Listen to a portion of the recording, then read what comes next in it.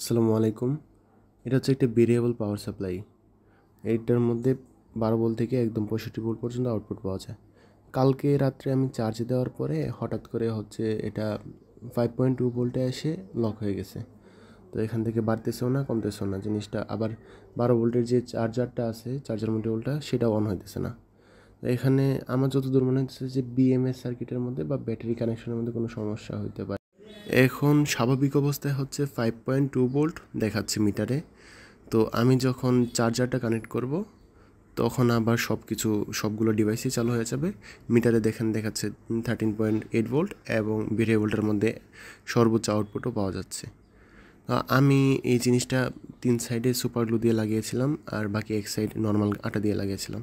তো এক সাইড তো খুলতে পারছি, বাকি সাইডগুলো কীভাবে খোলা যায় একটু আইডিয়া দিলে ভালো হতো, কারণ ওই সাইডগুলো না খুললে ব্যাটারিটা খোলা যাবে না আর